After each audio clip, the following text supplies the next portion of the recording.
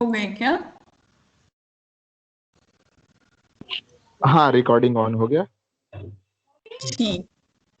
तो last time हमने कैसे हार्मोन्स यानी कि एक स्पेशल तरीके के रसायन हमारे शरीर के नियंत्रण में मदद करते हैं के बारे में चर्चा की। और एक एग्जाम्पल के तौर पे ये देखा था कि इंसुलिन नामक जो हार्मोन है वो कैसे हमारी खून में ग्लूकोज जो आता है पच के, वो कैसे एक एक सेल तक पहुंच जाए इसके नियंत्रण में हेल्प करता है।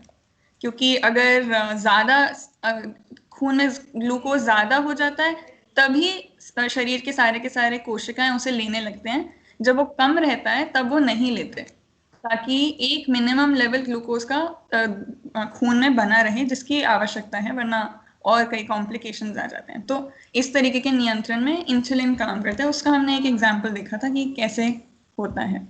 उसको एक बार फिर से देख लेते हैं।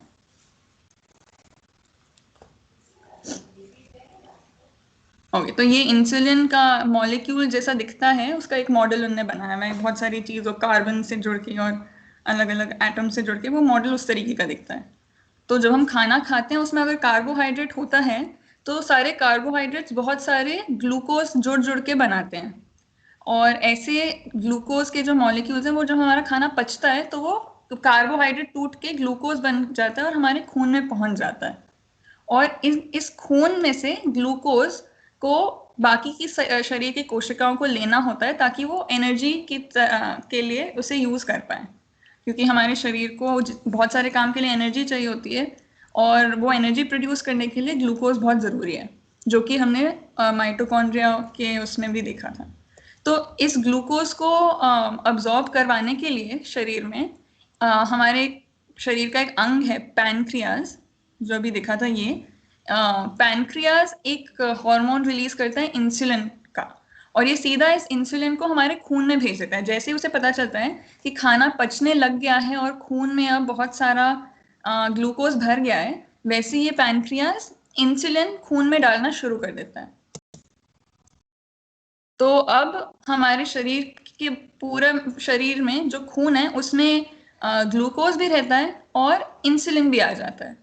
तो ये जो छोटे छोटे दाने हैं वो ग्लूकोज समझ लें, और ये थोड़ा येलो कलर के सर्कल जैसे हैं वो इंसुलिन अब पैनक्रियाज ने खून में डाल दिया है। और ये काम करेगा अब हमारे खून में शुगर का लेवल मेंटेन करने के लिए, जिसको होम्योस्टैसिस भी कहते हैं, शुगर का होम्योस्टैसिस। तो ये कैसे काम करता है? तो ये जो इंसुलिन है ये खून के जरिए हमारे शरीर के एक एक कोशिका तक पहुंच रहा है। और एक एक कोशिका की ये एक मेम्ब्रेन है जिसपे इंसुलिन को पकड़ने वाले कुछ रिसेप्टर्स रहते हैं। रिसेप्टर्स यानी ऐसी चीजें जिसपे एक ही चीज आके जुड़ सकती है। एक तरीके से ये ताला है जिसकी चाबी इंसुलिन है। और ये एक एक सेल पे रहता है, जो भी हमारे शरीर के जितने कोशिकाएं हैं, चाहे मसल के हों चाहे जैसे भी हों। तो जब खून में इंसुलिन बढ़ जाता है तो अब वो इंसुलिन आके इन रिसेप्टर्स से जुड़ जाता है, यानी वो ताले में चाबी लग जाती है।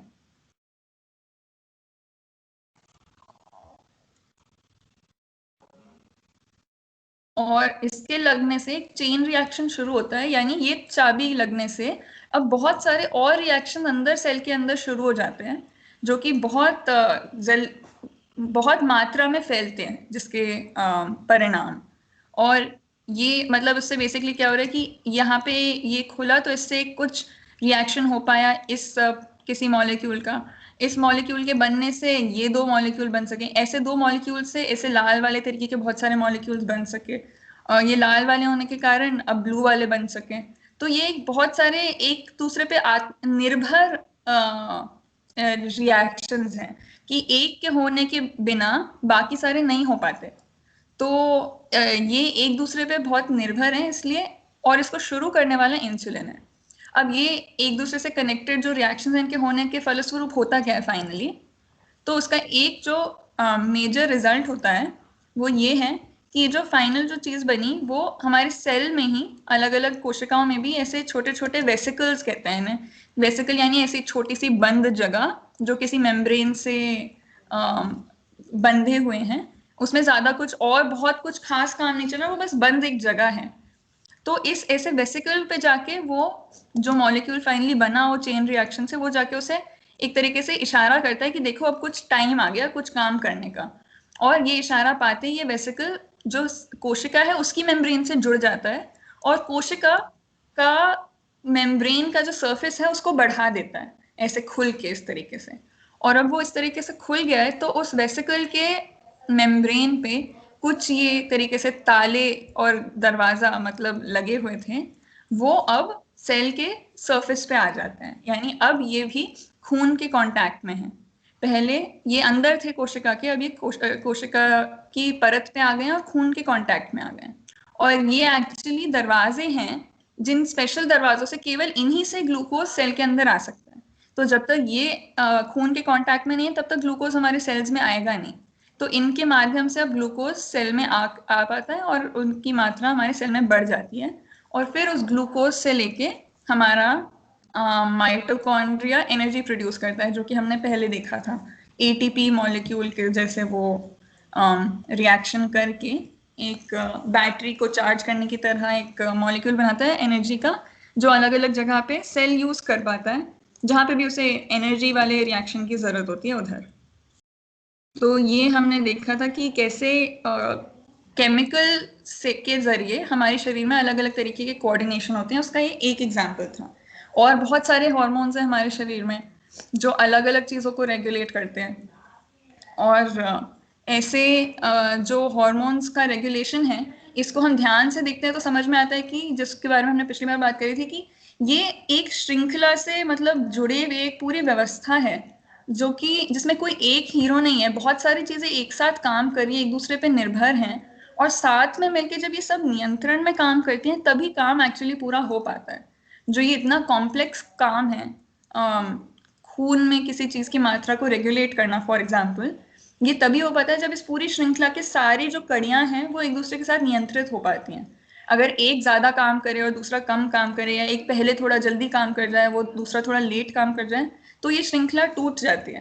तो इसकी पूरी की ब्यूटी किसी एक हीरो के कारण नहीं है, ये पूरे के पूरी इनके साथ मिलके तालमेल से काम करने से इसकी बहुत ये एकदम जो अमेजिंग रिजल्ट्स हैं वो हमें दिख पाते हैं। तो इस पे हमने पिछली बार काफी अच्छे से बात करी थी।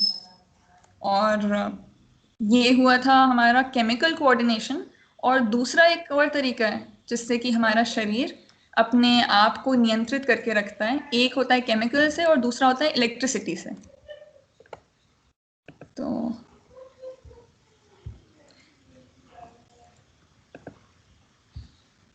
हाँ, तो इलेक्ट्रिसिटी से कैसे हमारा शरीर हमारे को कोऑर्डिनेट करता है, ये पहली बार सुनने में थोड़ा अजीब लगता है, क्या हमारा शरीर बिजली से चल रहा है?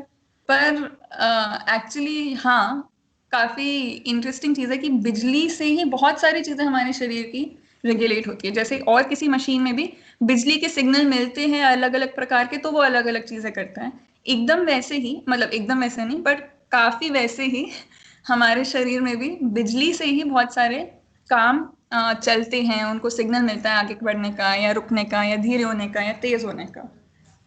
तो ये बिजली से कैसे कोऑर्डिनेट हो पाता है उसके लिए रिस्पॉन्सिबल जो तंत्र है वो है हमारा पूरा जो मेधस तंत्र है, और जैसे इंग्लिश में बोलते हैं पूरा नर्वस सिस्टम, जिसमें हमारा ब्रेन तो है ही, साथ में पूरी जो स्पाइनल कॉर्ड है और स्पाइनल कॉर्ड से निकलती हुई हमारे शरीर के एक एक कोने तक जाती हुई नर्व्स। मतलब हम अपने किसी भी अंग को देखें तो उसमें ये नर्वस टिश्यू मिलता ही है, क्योंकि वही टिश्यू वही नर्व्स हैं जो कि हमारे स्पाइनल कॉर्ड और फिर हमारे ब्रेन तक सिग्नल को ले जा रही हैं और वहां से सिग्नल को ला रही हैं।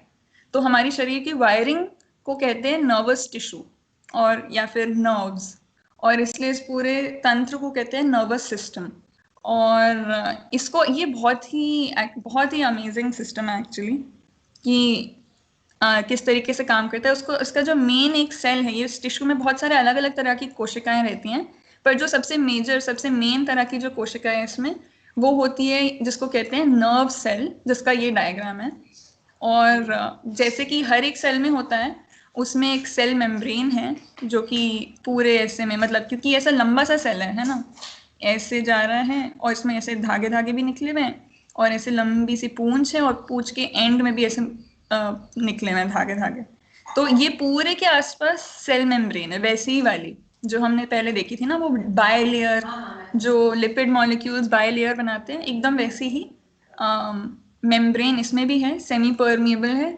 फिर उस मेम्ब्रेन के अंदर साइटोप्लाज्म भरा हुआ है, यानी जो तरल बेस मटेरियल रहता है जिसके अंदर सारी चीजें तैर रही हैं, तो इसके अंदर भी वही भरा हुआ है, इधर तक, पूरा इधर तक साइटोप्लाज्म भरा हुआ है, और उसके अंदर न्यूक्लियस है। तो लेकिन ये सब होते हुए भी इसमें कुछ स्पेशलाइजेशंस हैं। हाँ, इसमें भी फिर अंदर वही सारे ऑर्गेनेल्स होंगे, जैसे माइटोकॉन्ड्रिया हैं, और जितनी भी चीज़ें सेल को काम करने के लिए चाहिए होती है, छोटी मोटी जो अंदर रहती है, वो सारे उसके प्रत्यंग भी अंदर हैं। लेकिन इसमें और कुछ स्पेशलाइजेशंस हैं जो बाकी सेल्स में नहीं होते। जैसे इसके जो मेन, इसका जो सेल का बॉडी है, जो इस पार्ट को कहते हैं, इसको कहते हैं सेल बॉडी, और इसको कहते हैं उसकी टेल, या फिर एक्चुअली एक्सॉन नाम देते हैं उसे। तो इसकी बॉडी हो गई और ये उसकी पूंछ हो गई।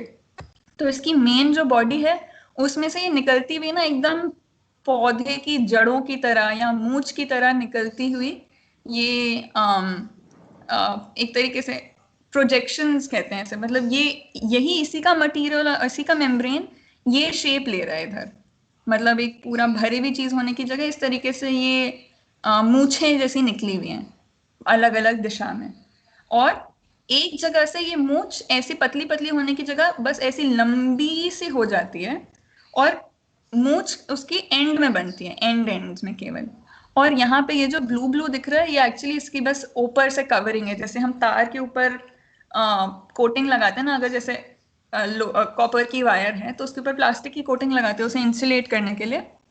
तो एक तरीके से उस तरीके की लेयरिंग है जो हमें ऊपर से दिख रही है। ये ब्लू ब्लू कलर के एक्स्ट्रा सेल्स होते हैं, ये अलग सेल्स हैं जो इस बड़े से सेल की पूंछ को ढके हुए हैं, ताकि क्योंकि इसमें इलेक्ट्रिसिटी बह रही है तो एक इंसुलेशन की जरूरत होती है उसके लिए। तो है ये काफी, इसका फंक्शनिंग काफी बहुत कॉम्प्लिकेटेड है, जैसे कि बाकी सारे भी जो हमने देखे कॉम्प्लिकेटेड थे, पर बहुत ही सुंदर भी है साथ में कैसे इसमें काम होता है।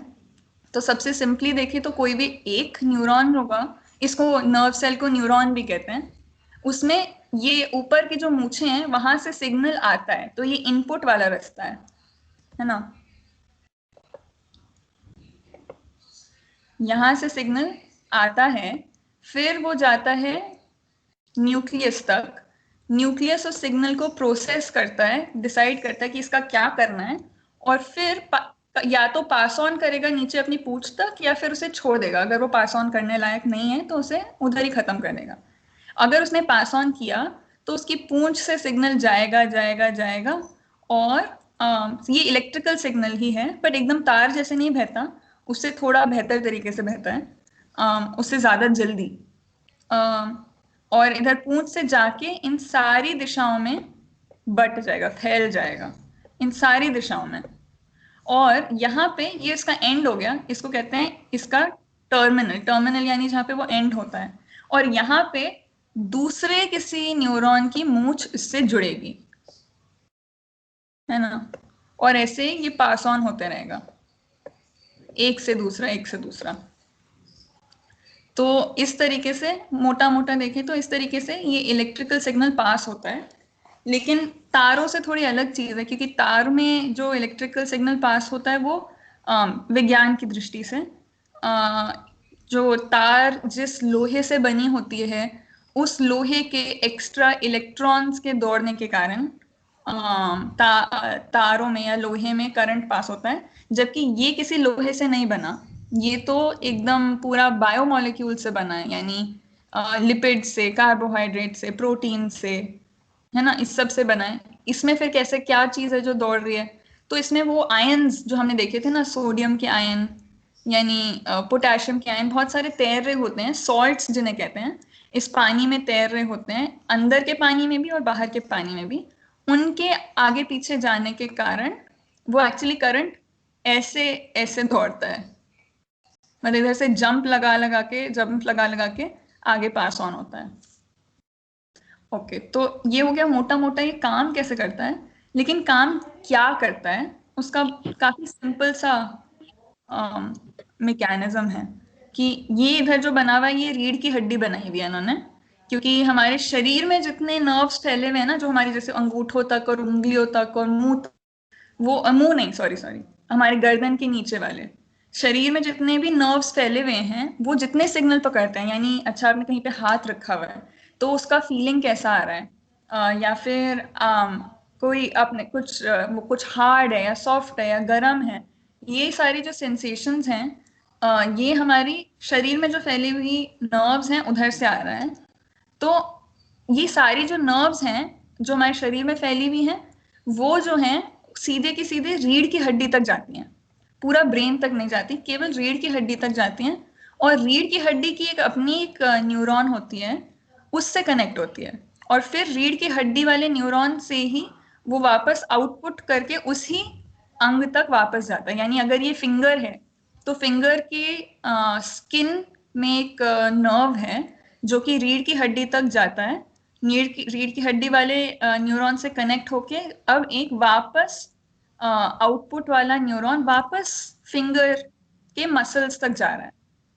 यानी ये है इनपुट रिसीव करने के लिए और ये है आउटपुट देने के लिए। तो जैसे हम समझ ही सकते हैं, अगर हमारी स्किन पे कुछ, बाप रे मैं तो बहुत जोर की पिन चुभाई हुई है, कुछ जैसे टच होता है तो ये न्यूरॉन्स फील कर देते हैं, उसे सेंस करते हैं, और ये सेंसेशन एक इलेक्ट्रिकल सिग्नल की तरह पैदा होती है, और वो बहता है बहता है बहता है और इस न्यूरॉन तक जाता है। और क्योंकि ये स्पेशली उस सिचुएशन में जिसमें हमारे को सोचने की जरूरत नहीं कि हाथ उठाऊं कि ना उठाऊं, ये ऐसे सिचुएशन में जिसमें हम एकदम से बिना सोचे ही चीजें कर लेते हैं ना अपने हाथों से, कि अच्छा कुछ गर्म लगा तो हाथ उठा दिया, तो ऐसी चीजों के लिए रीढ़ की हड्डी से ऊपर ब्रेन तक जाने की जरूरत ही नहीं। अगर हम इधर ब्रेन बनाएं तो यहाँ तक जाने की जरूरत ही नहीं है, क्योंकि मतलब वैसे तो यहाँ से बहुत सारे सिग्नल ऊपर ब्रेन की तरफ भी जाते हैं, लेकिन ऐसा कोई सिग्नल अगर इमरजेंसी वाला हुआ तो सीधा यहाँ इनपुट से सीधा आउटपुट ही चले जाता है, कि अपनी हाथ से मसल को वो बोलता है एकदम से हाथ हटाओ। तो ये एक सिस्टम होता है न्यूरॉन्स का। और दूसरा होता है कि ये कुछ कुछ सेंसेशंस आए और वो अगर प्रोसेस होने की जरूरत है, हाँ जब ये ऑटोमेटिकली भी हो रहा है तो भी जो हुआ उसका पता ब्रेन तक भी जाता है, मतलब ये हो तो जाता है आउटपुट, लेकिन साथ में मैसेज भी जाता है ब्रेन को कि देखो अभी ऐसा सेंसेशन आया था और फिर हमने ऐसा किया। जो ब्रेन में जाएगा सिग्नल उसी का हमें पता चलेगा। अगर कहीं इस रास्ते में बाधा आ गई तो हम ये ऐसा कर भी लेंगे, है ना, कुछ गर्म लगा और हमने अपना हाथ उठा भी दिया, लेकिन हमारे को पता ही नहीं चलेगा, क्यों, हमारे ब्रेन तक सिग्नल ही नहीं गया। तो कुछ चीजें ऐसी होती हैं जो ऑटोमेटिकली होती हैं, और कुछ सिग्नल होते हैं पहले ब्रेन तक जाते हैं और फिर ब्रेन से इनपुट आके आउटपुट होता है। यानी जैसे फॉर एग्जांपल अब हम किसी की मालिश कर रहे हैं तो कैसे हाथ को हिलाना है, ये तो हम ऑटोमेटिकली हमारा शरीर नहीं जानता, अनलेस हमने बहुत उसे अभ्यास किया, वो हमारे हाथ के मसल की मेमोरी में बैठ गए। पर अधिकतर जो नए लोग होते हैं वो सीख रहे होते हैं या फिर एक कर रहे हैं अगर, तो यानी हमारा ब्रेन इन्वॉल्व है, तो हम अपने सेंसेशन के हिसाब से वो सिग्नल ब्रेन तक जाता है और ब्रेन उसे डिसाइड करके, मतलब ब्रेन में कुछ डिसीजन होता है कि अच्छा अब हाथों से क्या करना है, और फिर वो डिसीजन जो है वो इधर से वापस आता है और आउटपुट वाले न्यूरॉन से मसल तक पहुंचता है और फिर मसल वैसा वैसा काम करता है। तो इस तरीके से अच्छा। ये हमारा नर्वस सिस्टम चल रहा है। तो ये बेसिकली हमारी तारें लग रही हैं, एक तार या तो इनपुट का काम करेगी या आउटपुट का काम करेगी, या फिर मैसेंजर तारें भी होती हैं, वो इधर से ले इधर से पहुंचा देती हैं। लेकिन ये है अच्छा। हमारे बाहर, ये ब्रेन के बाहर वाला नर्वस सिस्टम। ब्रेन का उसमें बहुत सारे और भी चीजें होता है, जो जैसे ये काम करता है वो इस तरीके से इलेक्ट्रिसिटी पास ऑन होती है, उसको थोड़ा और भी देखेंगे हम। ये एक वीडियो है, उसे थोड़ा देखते हैं, बहुत डिटेल में समझने की जरूरत नहीं है ऐसे, लेकिन एक जनरल आइडिया लग जाएगा कम से कम।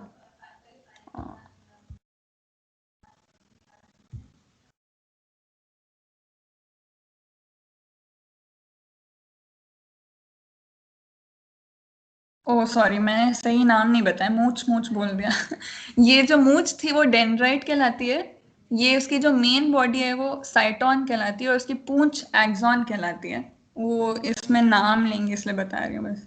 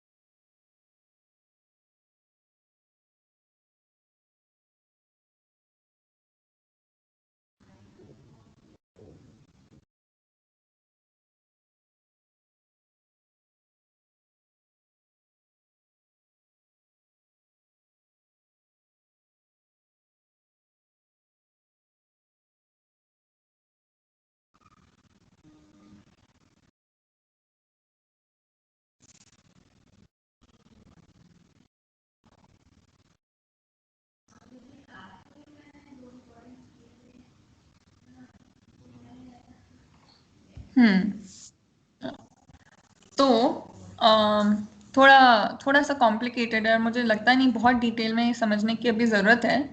बट मोटा मोटा समझे तो हमने जैसे ट्रांसपोर्ट कैसे होता है सेल्स में उसमें पढ़ा था कि एक तरीके का ट्रांसपोर्ट होता है एक्टिव ट्रांसपोर्ट, है ना, जिसमें पैसिव ट्रांसपोर्ट होता था जैसे डिफ्यूजन, कि अगर हमारी सेल मेम्ब्रेन के बाहर और अंदर कॉन्सेंट्रेशन का डिफरेंस है किसी चीज़ के, यानी बाहर वो ज़्यादा है और अंदर कम है, या फिर उल्टा अंदर ज़्यादा है तो बाहर कम है, तो वो चीज़ें अपने आप बिना किसी बाहरी दबाव के, मतलब बिना किसी और एनर्जी दिए या किसी और चीज़ के, वो जो हैं खुद ब खुद बैलेंस करने की दिशा में बहेंगी। यानी अगर बाहर ज़्यादा है और अंदर कम है तो बाहर से अंदर की तरफ बहेंगी, और अंदर ज़्यादा है और बाहर कम है तो अंदर से बाहर की तरफ बहेंगी। तो ये तो था डिफ्यूजन, एकदम पैसिव, जिसमें कोई एनर्जी की ज़रूरत नहीं है। लेकिन हमने फिर ये भी पढ़ा था कि एक होता है एक्टिव तरीके का ट्रांसपोर्ट, जिसमें कि जो कॉन्सेंट्रेशन का डिफरेंस है उसकी सहज दिशा की जगह उसके उल्टी दिशा में कई बार चीज़ों को मूव कराना होता है कई कुछ कुछ कारणों से। तो उसके लिए कोई एक्स्ट्रा एनर्जी की ज़रूरत होती है जो कि इसे करवा पाती है। तो ये जो हो रहा है, जो इसमें इलेक्ट्रिक चार्ज जो बह रहा है, वो हमने देखा कि एक तो ऐसे सीधा सीधा नहीं बह रहा है, वो ऐसे ऐसे ऐसे ऐसे ऐसे ऐसे बह रहा है। मतलब चीजें यहाँ से अंदर से बाहर, बाहर से अंदर, अंदर से बाहर, बाहर से अंदर ऐसे बह रही हैं, और इस तरीके से ये चार्ज आगे जा रहा है। और ये अंदर से बाहर क्यों हो पा रहा है? क्योंकि जो ये एक्सॉन है उसकी मेम्ब्रेन पे इस तरीके के कुछ पंप्स लगे हुए हैं आयन को पंप करने वाले। यानी सोडियम एक तरीके का एटम था, हमने देखा था, जो कि अपना एक इलेक्ट्रॉन छोड़ने के लिए ज्यादा तैयार रहता है। तो जब वो पानी में घुलता है तो अपना एक इलेक्ट्रॉन छोड़ के उस पर एक पॉजिटिव चार्ज आ जाता है। सोडियम ऐसा एक है और ऐसा एक और एटम है पोटेशियम। तो वो पानी में घुल के अपना एक एक इलेक्ट्रॉन छोड़ देते हैं और सोडियम +1 और पोटेशियम +1 नामक आयन के रूप में पाए जाते हैं। और यही है जो कि इधर वो, क्योंकि वो चार्ज है ना, +1 जो है वो एक चार्ज है उन पे, और वो है जो इधर पास हो रहा है। और कैसे वो पास हो रहा है, क्योंकि इसको वो सोडियम और पोटेशियम इधर भी है, बाहर पानी में भी है जिसमें साइड ये न्यूरॉन रखा हुआ है, और उसके अंदर भी है अलग अलग मात्रा में। लेकिन इस ये कितना अंदर होगा और कितना बाहर होगा और अंदर से बाहर आएगा या बाहर से अंदर जाएगा, वो डिसाइड करने के लिए कुछ पंप्स हैं इसकी दीवार में, इसकी मेम्ब्रेन में। और ये जो पंप्स हैं, यानी पंप क्या करते हैं, वो सोडियम और पोटेशियम के आयन को पंप करते हैं। और ये केवल इन्हें दरवाजे नहीं कहते, इन्हें पंप इसलिए कहते हैं क्योंकि पंप हम जैसे कब यूज करते हैं, अगर कोई ऐसी जगह से हमारे को कुछ भेजना होता है दूसरी ऐसी जगह पे जहाँ पे वो आराम से खुद से नहीं जाएगा। जैसे ढलान में पानी को अगर भेजना हो तो किसी पंप की जरूरत नहीं होती, लेकिन ढलान के विपरीत भेजना है तो पंप की जरूरत होती है। तो इस तरीके के सोडियम और पोटेशियम पंप इस पूरी परत में, वो पूरी मेम्ब्रेन में लगे हुए हैं दोनों तरफ। और ये जो है सोडियम और पोटेशियम को उल्टी दिशा में पंप करते हैं, कब? जब उनको एक इलेक्ट्रिकल इम्पल्स कहीं बाहर से मिलता है। तो यानी बाहर से शुरू होता है, कहीं से बाहर से सिग्नल शुरू हुआ, कुछ ज्यादा वोल्टेज मिला उन्हें, और वो ही पास डाउन हो रहा है, पास हो के अरे इधर ज्यादा इलेक्ट्रिसिटी करंट मिल गया तो वो पंप्स खुल गए। अब वो पंप काम करने लग गए, अब वो ढलान की दिशा के विपरीत में पंप कर रहे हैं सोडियम और पोटेशियम को, और फिर उसके कारण एक जगह में उसका चार्ज बदल गया अंदर और बाहर का। तो अब मतलब उसके आसपास वाले जो बगल वाले पंप्स हैं उनके लिए वो चार्ज हो गया, तो अब वो भी खुल जाएंगे, वो भी काम करने लग जाएंगे, तो उनकी बगल वाली दिशा में भी ये काम शुरू हो जाएगा। और यहाँ के वापस अब ये पास ऑन हो गया तो यहाँ पे थोड़ा न्यूट्रलाइज हो जाएगा, तो ये फिर से बंद हो जाएंगे। तो इस तरीके से हमने देखा वो चार्ज पास ऑन हो रहा है। इसमें मोटा मोटा समझने की बात ये है कि ये काफी एक डायनामिक सिस्टम है जो कि इलेक्ट्रिसिटी के बहने को कंप्लीट करवा रहा है, जिसमें कि कुछ सोडियम आयन और पोटेशियम आयन की जरूरत होती है, आसपास वो नहीं होंगे, कमी होगी उसकी, तो ये काम नहीं कर पाएगा। साथ में ये परत होने की जरूरत है अच्छे से, परत जो होती है पूरी लिपिड से बनी होती है, उसके लिए हमें फैट्स की जरूरत होती है। और इनफैक्ट ये जो पूरी एक्सॉन है उसकी पूंछ जिन सेल से भरी हुई बनी हुई है, सॉरी उसकी पूंछ जिन सेल से ढकी हुई थी जो उस डायग्राम में था, जो इसमें अभी वो वाले सेल्स को हटा के दिखाया है, वो भी बहुत सारा फैट से बने होते हैं इंसुलेशन के लिए। तो इसकी स्वास्थ्य को बनाए रखने के लिए फैट्स की बहुत ज्यादा जरूरत होती है। और फिर प्रोटीन्स से ही वो पंप्स बने हैं, है ना, जो हमने देखे थे कि किस तरीके से प्रोटीन से अलग अलग मशीन बनती है सेल की। तो ये वाले जो पंप्स हैं वो भी प्रोटीन से ही बनते हैं, और इसलिए वहाँ पे प्रोटीन की भी जरूरत है। तो कितनी सारे अलग अलग तरीके की चीजें मिलके इस काम को कंप्लीट करवाती हैं। ये हमने थोड़ा सा इसको देख के हमें आइडिया लगता है। तो ये था कि अब, हाँ, अब ब्रेन से सिग्नल आएगा, मतलब हम कोऑर्डिनेशन कैसे होता है शरीर का, हम तो ये समझना चाह रहे थे। तो एक सेकेंड, हम देखना चाह रहे थे कि सेल का सॉरी शरीर का कोऑर्डिनेशन इस बिजली के सिग्नल से कैसे होता है। तो अहो, तो इसमें ब्रेन जो है बहुत सारी चीजें हमारी की कोऑर्डिनेट करता है, हमारे बिना उसे निर्देश दिए भी। जैसे दिल का धड़कना, उसमें पूरा बिजली से चलता है वो, कि कौन सा पार्ट दिल का कब धड़केगा, वो पूरा बिजली से कंट्रोल हो रहा है। उसमें नर्व्स आती हैं जो से इस एक पार्ट को बोलती है अच्छा अब तुम धड़को, अब तुम धड़को, अब तुम धड़को, और ये कॉन्स्टेंटली चलता रहता है। तो ये जैसे फॉर एग्जाम्पल ये हमारे इलेक्ट्रिकल कोऑर्डिनेशन का एक एग्जाम्पल है।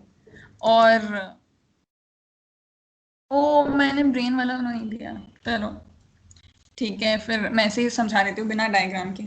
तो अम, जैसे हार्ट का धड़कना हो गया एक तो, और हमारे मतलब पलक झपकना हो गया, सांस लेना हो गया, ये सारे, किडनी का काम करना, डाइजेशन होना, ये सब में हॉर्मोन्स तो काम करते ही हैं, पर बहुत सारे जो मसल्स के मूवमेंट हैं ये सारे हमारे ये जो न्यूरॉन्स आ रहे हैं ब्रेन और स्पाइनल कॉर्ड से वो कंट्रोल कर रहे हैं। और बाकी जो हमारे कॉन्शियस चीजें हैं जिसको हम सोच समझ के करते हैं, जैसे हाथ हिलाना, पैर हिलाना, जिसको भी कर्म इंद्रिया बोला बाबा ने, जो कि हमारे कंट्रोल में है, वो भी ब्रेन से सिग्नल आके हमारे तक पहुंचता है। और वो अलग अलग पार्ट्स हैं ब्रेन के जो अलग अलग तरीके के कामों को रेगुलेट करते हैं। वो मैं आई थिंक इधर एक स्लाइड डालना भूल गई हूँ ब्रेन के डायग्राम का। लेकिन अभी इधर पॉज करते हैं थोड़ी देर, उस पर मैं वो बाद में मेरे पास रखा हुआ है, मैं उसे खोल के भी अभी डिस्कस कर सकती हूँ। लेकिन इधर तक अगर किसी को कुछ बात करनी है या कुछ ध्यान में आया है या कुछ पूछना हो तो। हाँ, मुझे पूछना है। ये हेलो हेलो, हम्म, मेरी आवाज आ रही आवाज आ है? रही जी जी, आपकी आवाज आ रही है। है? हाँ हाँ। हाँ हाँ। अच्छा, ये जैसे एक वीडियो में बाबा जी बोल रहे थे, वो जीवन और इसका कैसे संकेतों का आदान प्रदान हो रहा है, तो हम्म उसमें ऐसा था कि वो फिर प्राणवायु को करता है जीवन स्पंदित, फिर वहां से रासायनिक जल, और फिर उसमें मूछें बनी रहती हम्म, है, और वहां से फिर संकेत आगे जाता है। तो ये यही वाली बिल्कुल मूछें है? बिल्कुल। यही वाली? अच्छा वही तो मैंने इसलिए मूछ वर्ड यूज किया हाँ क्योंकि बाबा भी कहते हैं। हाँ हाँ। तो तो अब ये जो जैसे वो, शुरू में संकेत आ रहा है वो उसमें। हाँ हम्म। हाँ, एक्चुअली नहीं, मुझे आप ना बोलिए। आपकी आवाज ठीक से नहीं आ रही है। मैं बोलूं? हाँ हाँ, आप बोलिए। हाँ। अच्छा, तो ये जैसे प्राणवायु में तो वो इलेक्ट्रिक वो नहीं रहेगा ना, ये तो न्यूरॉन्स से ही शुरू होगा ना? हम्म। Okay okay. एक्चुअली जो हम्म प्राण वायु है, यानी ये अब हम जब मेधस पे आते हैं, ब्रेन में आते हैं, तो क्या होता है ना कि ये सारा जो आपने ये शब्द सुने होंगे ग्रे मैटर और वाइट मैटर, एनीवे, नहीं तो सुने। उसकी आवाज मेरी आवाज आ रही है क्या? हाँ, थोड़ी सी ना आपकी आवाज आ कट। रही है पर टूट, हाँ हाँ, टूट थोड़ी टूट कट रही, के आ टूट रही रही। है। एक मिनट में ना, मुझे लगता है ये वाईफाई थोड़ा कमजोर है, मैं अपना हॉटस्पॉट ऑन करती हूँ।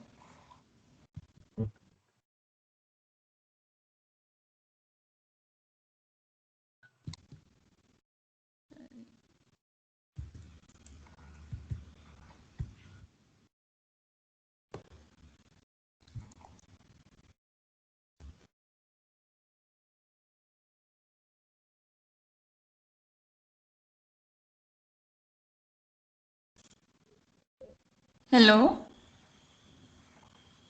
हेलो हाँ, हेलो। अभी ठीक है आवाज। हाँ ओके, थोड़ी बेटर है।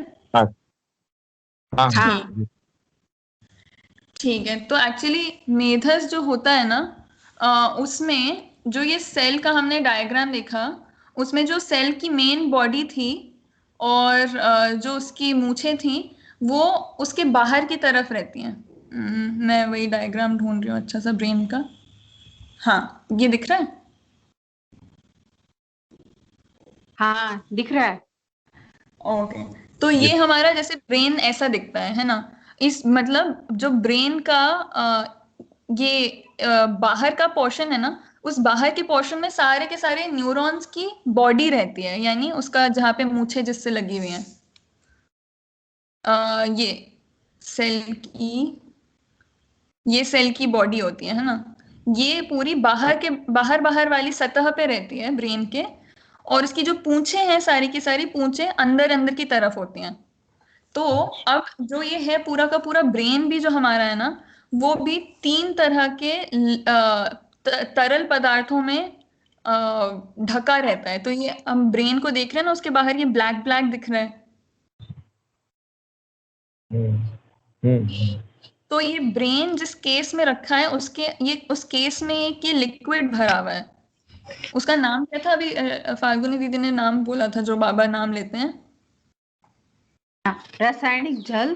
हाँ हाँ, एक रासायनिक जल है। जिससे ये ढका हुआ है पूरा का पूरा ब्रेन। यानी कि ये रासायनिक जल डायरेक्टली वो न्यूरॉन्स की बॉडी के कांटेक्ट में है, सारी तरफ से, है ना, सारे के सारे ओर से ढका हुआ है। और भी लेयर्स होती हैं, पर मेनली ये रासायनिक जल। अब क्या बाबा जो कहते हैं वो ये है कि ये केवल रासायनिक जल नहीं है, यहाँ पे कुछ वायु भी होती है। जैसे कि अधिकतर जलों में वायु घुली हुई रहती है, मिली हुई रहती है। एग्जैक्टली क्या किस स्वरूप में होती है वो मेरे को भी नहीं पता कि वायु कैसे रहती है उधर। मतलब इधर एग्जैक्टली बाबा क्या कह रहे हैं वो शायद अलग हो, पर जो मेरा अंदाजा है वो ये है कि जिस तरीके से वायु रहती ही है जलों में भी घुली हुई, उसका प्रेजेंस होता ही है उधर, जैसे उसी की तरह प्राण वायु या तो उसमें घुली होगी या फिर शायद किसी लेयर में प्रेजेंट रहती हो, पता नहीं मेरे को। इनमें से दो कोई ऑप्शन है। लेकिन जो बाबा कह रहे हैं कि उस प्राण वायु में जीवन तरंग पैदा करता है, और वो प्राण वायु जो है वो इस ब्लैक कलर के तरल रासायनिक जल के कांटेक्ट में है।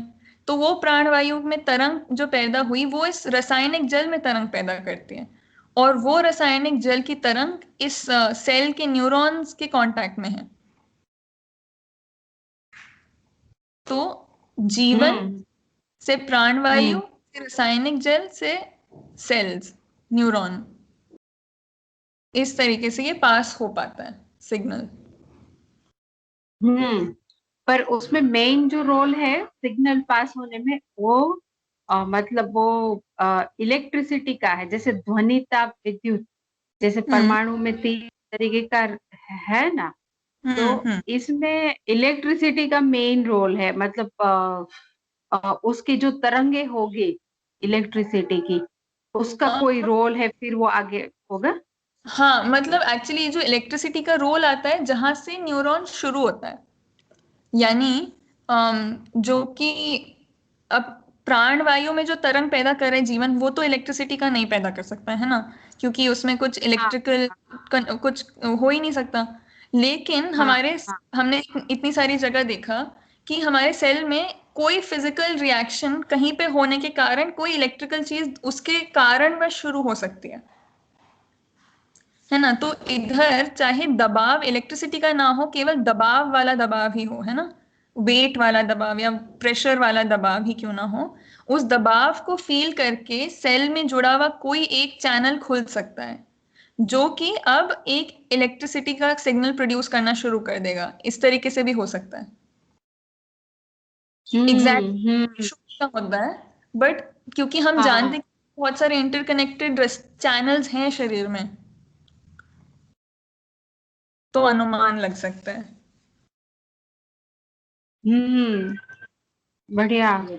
क्योंकि इतना तो पता है कि जीवन इलेक्ट्रिकल सिग्नल नहीं पैदा कर सकता, और इतना भी पता है कि न्यूरॉन इलेक्ट्रिक सिग्नल से मेजरली काम करता है। और भी बहुत सारी चीजें चल रही हो ही सकती हैं उसमें, जिसके बारे में हमें अभी नहीं पता।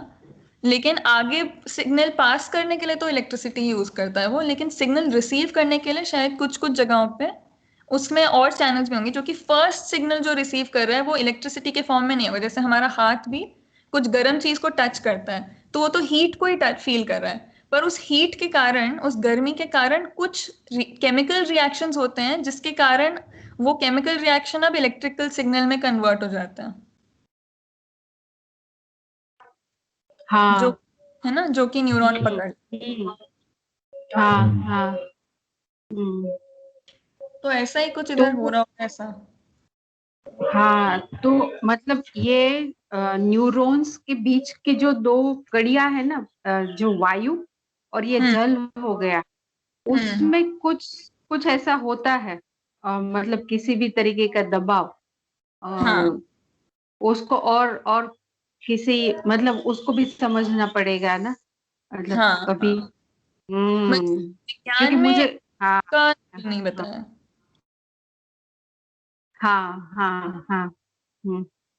ये नया ही शोध करना पड़ेगा।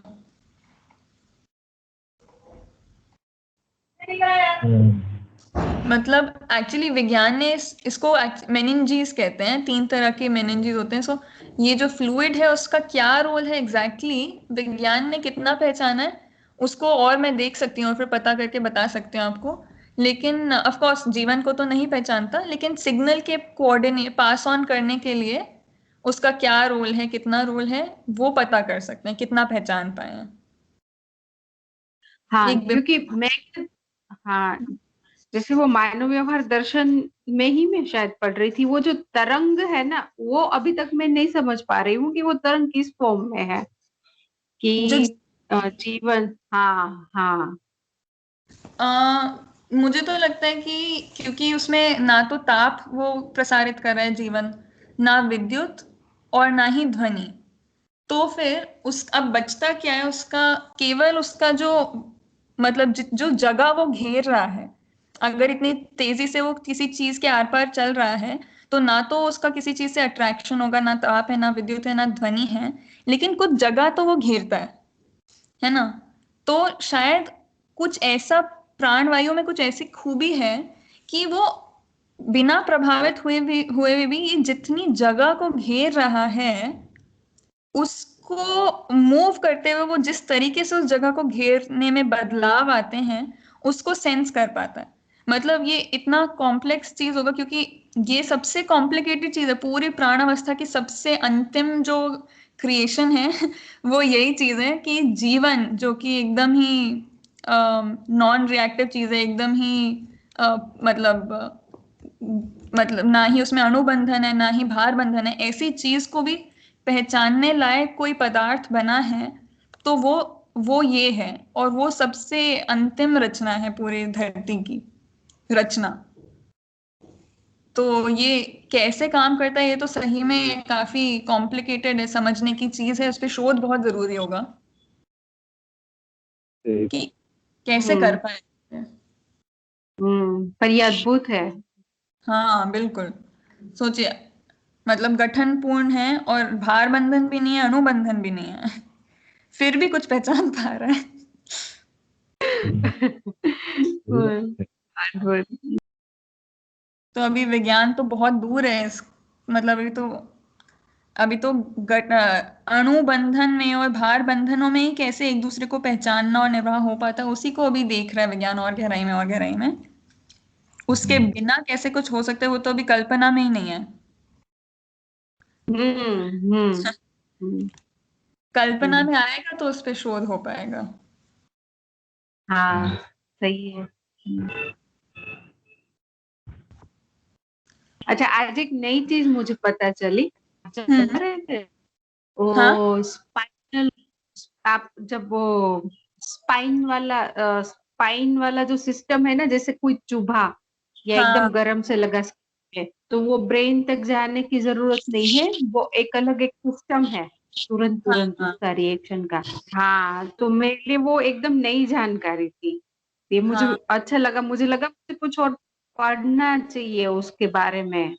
ये हाँ। मतलब पूरा शरीर तंत्र कैसे काम कर सकता है उसमें, क्या हर चीज मेधस तक, मतलब ब्रेन तक जाने की जरूरत है कि नहीं, जाने से भी काम चल सकता है, ऐसा मुझे आज प्रश्न हुआ।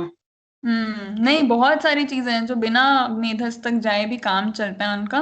बस ये काम हुआ, इसका इसका सिग्नल एक और एक मैसेज चले जाता है ब्रेन को कि हाँ हम ये काम कर चुके हैं। अच्छा अच्छा। लेकिन गर्दन से ऊपर वाली जितनी, बिकॉज वो रास्ता बहुत लंबा हो जाता है ना उसके लिए, लेकिन जो गर्दन से ऊपर वाली चीजें हैं वो फिर डायरेक्ट ब्रेन तक ही जाके आती हैं फिर। अच्छा, तो सूंघना, बोलना, देखना, हम्म। अ, जैसे ज्ञानेंद्रिया हो गई ना, जैसे स्किन वाला तो पूरे शरीर में है, हाँ हाँ। वो पूरा पर स्पाइन। जैसे, हाँ हाँ, पर बाकी वाली जो है ज्ञानेंद्रिया, तो उसमें से मेजर तो ऊपर है ना, फेस पे है, मतलब हाँ। देखने वाला काम है ना, सूंघने वाला, बोलने वाला, सुनने वाला भी। हम्म। हम्म, बिल्कुल।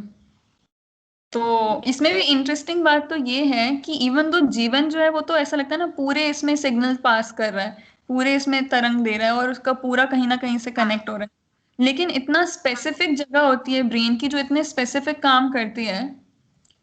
हाँ जैसे सारा सारा सोचने समझने वाला काम इस रीजन में होता है, आगे वाले रीजन में।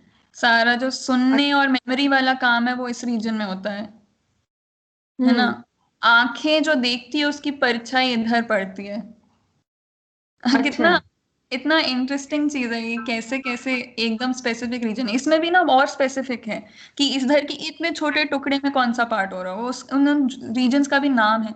एकदम उधर चोट लगेगी, मतलब इतने क्रूर से तो एक्सपेरिमेंट कर चुके हैं वैज्ञानिक लोग इतिहास में कि वो अच्छे खासे व्यक्ति का साइंस के नाम पे एक्सपेरिमेंट करते थे कि हम इधर छेद करेंगे, इधर चोट करेंगे तो क्या चेंज आएगा, फिर इधर चोट करेंगे ओ। तो क्या चेंज आएगा। तो हम्म।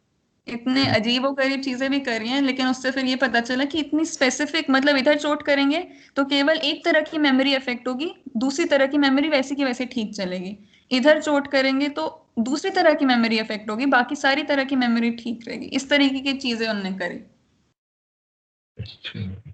ओहो। हाँ। हम्म। तरीका उनका बड़ा अजीब था, बाकी जो बिल्कुल। आया वो तो ठीक वो है तो पर। बहुत ही क्रूर हम्म। है, वो तो बंद कर दिया गया।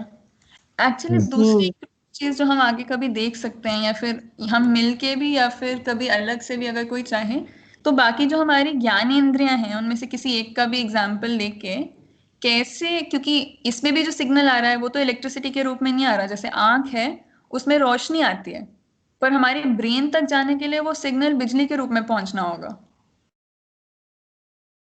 है ना। कान है, उसमें ध्वनि आ रही अच्छा। है, उसमें हवा का दबाव है। हाँ। तो ये सिग्नल भी लेकिन ब्रेन तक तो बिजली के रूप में पहुंचेगा। हाँ।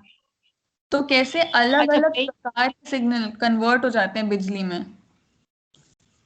ये ब्रेन में जो भी सिग्नल पहुंचेगा वो बिजली के रूप में ही पहुंचेगा, हाँ और ब्रेन से भी जो पहुंचेगा वो भी फिर बिजली तक ही कुछ हद तक जाएगा, और फिर अलग किसी चीज में कन्वर्ट हो जाएगा, ऐसा। हाँ बिल्कुल।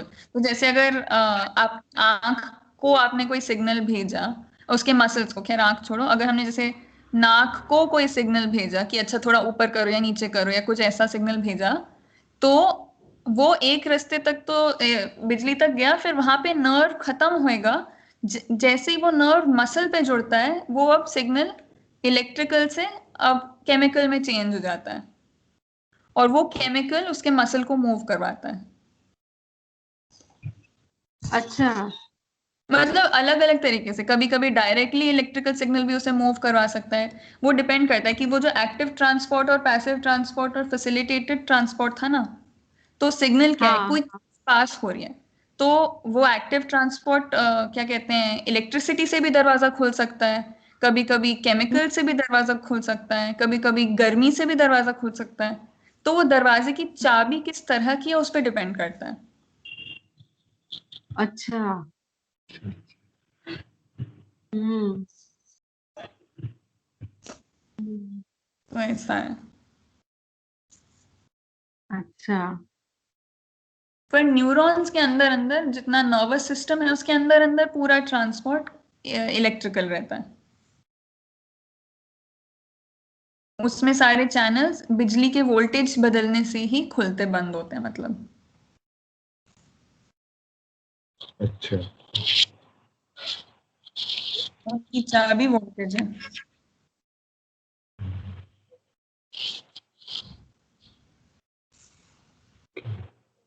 तो ये था हमारा कोऑर्डिनेशन का दूसरा तंत्र। ये बच्चों का चैप्टर था जो मैं पढ़ा रही थी अभी कुछ समय पहले। उसमें डायग्राम अच्छे से थे इसलिए मैंने खोल दिया। अ, पर वैसे अगर हम उसको देखें, जिन क्वेश्चन से हम शुरू करे थे, उसमें एक बार देखें कि सारी चीजें कवर हुई हैं कि नहीं। तो रासायनिक अणु कैसे बनते होंगे, इसको, इस पे शायद थोड़ी मतलब हम अभी देखते हैं कि इस पे और इनमें से किस पे और बात करने की अगर जरूरत है तो उसको और फैला सकते हैं आगे, और नहीं है तो फिर उसे फिर टिक मार के अब थोड़ा क्लोज भी कर सकते हैं। यानी विज्ञान की तरफ से जो सूचना आनी थी वो फिर इधर काफी है। अब हम आगे अपने में तो बात कर ही सकते हैं ना, वो सूचना होने के बाद। अब भौतिकवाद में बाबा ने किस तरीके से बताया, तो साइंस की सूचना को बाबा की सूचना से कनेक्ट करके क्या अनुमान बनता है वो तो फिर हम सब साथ में ही कर सकते हैं। पर विज्ञान की सूचना जितनी आनी है क्या वो काफी है, उसको देख लेते हैं। तो जो पहला था रासायनिक अणु कैसे बनते होंगे, इसमें क्या लगता है? मुझे तो लगता है कि काफी जानकारी आ गई। हम्म। जो जो आपने प्रेजेंटेशन किया था ना, उसमें फर्स्ट बार किया, उसमें हम्म। काफी बताया। हम्म, ठीक ठीक। हम्म। ठीक है। फिर हमारी धरती पर फर्स्ट सेल कैसे डेवलप हुआ होगा, ये थोड़ा उत्तरित हो पाया? हाँ, ये वो जो एक्सपेरिमेंट किया था ना हम्म। वैज्ञानिकों ने, हाँ, उससे समझ में आया वो ये कैसे हुआ होगा। हम्म। ठीक है। ये भी हुआ, हाँ। फिर सेल कैसे बनता है, सिंपल से कॉम्प्लेक्स सेल कैसे बना, इसका हमने बहुत डिटेल में तो नहीं किया एक्चुअली। बट क्या लगता है इसमें, मतलब मेन जो प्रश्न था क्या था एग्जैक्टली और वो उत्तरित हुआ कि उसमें और क्या बचता है, वो भी आप बता सकते हो? हाँ, इसमें प्रश्न मेरा ये था, एक तो मुझे पहला सेल कैसे बना ना वो समझ में नहीं आ रहा था। हम्म। मतलब जो हम भौतिकवाद में पूरा जो सीक्वेंस था ना, मतलब परमाणु, उसके बाद हम्म। अणु, अणु रचनाएं, उस कॉन्टेक्स्ट में था ये। तो हम्म। उसको जब मैं देखती हूँ ना तो मुझे तो ये ठीक लगता है, क्योंकि प्रश्न का simple cell to complex cell से मेरा तात्पर्य भी ये था कि जैसे आपने अभी बताया ना कि अगर हम रासायनिक, भौतिक रासायनिक क्रिया का भी मतलब अल्टीमेट डेवलपमेंट देखें तो वो मेजस है। तो हम्म। ये तो अनुमानिक बन रहा था कि मेजस कोई बहुत कॉम्प्लिकेटेड होगा, मतलब उसका जो भी वर्किंग होगा काफी कॉम्प्लिकेटेड होगा, क्योंकि वो मतलब बेस्ट है, मतलब। हम्म। तो उस सेंस में मैं देखती हूँ ना तो मुझे लगता है कि हाँ, ये जैसे सब आपने वो बताया था कि सबसे पहले सिंपल सेल ही थे। तो हम्म। जैसे एक कोशिया, या मतलब वो गोल गोल वाला था ना, एक ही जिसमें, हम्म। मतलब हम्म। गोल वाला जिसमें सिंपल सिंपल थे। हम्म। एक उसके धागे। बाद धीरे धीरे, हाँ, धागे थे छोटे से, हम्म। छोटे छोटे। अब वो एक सिंपल था, उसके बाद हम्म। फिर कॉम्प्लेक्स वाला भी हमने देखा काफी। तो हम्म। हाँ, फिर उसमें फिर प्रोटीन्स और उस सारी बात की, मतलब हम्म। मेरे को उसके साइंटिफिक नाम तो नहीं है, पर मोटा मोटा हम्म। प्रोसेस क्या हुआ होगा ना वो क्लियर हुआ। एक्चुअली एक और बात ध्यान में आ रही है, जैसे आप समझा रहे हो कि इसमें ये एक प्रजाति से दूसरी प्रजाति कैसे बना होगा, उसकी बात हमने नहीं करी, अच्छा, हाँ, है हाँ, ना? ये कैसे बदल हाँ। जाता है। हम्म।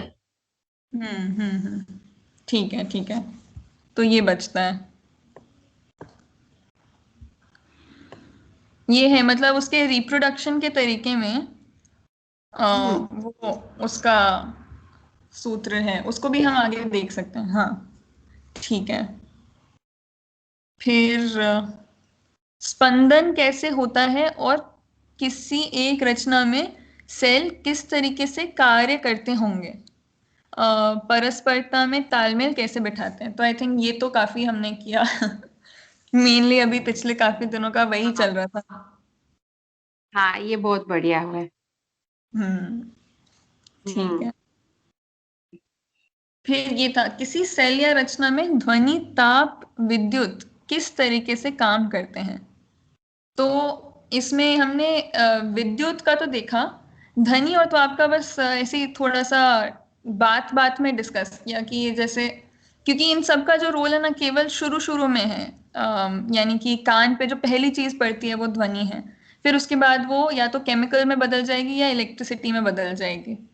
सिमिलरली ताप का भी यही है, अगर कोई सिग्नल आ रहा है बाहर से ताप का तो शुरू स्किन पे पड़ता है, उसके बाद फिर वो केमिकल्स या फिर इलेक्ट्रिसिटी के रूप में वो पास ऑन होता है और उसके हिसाब से नियंत्रित रहता है।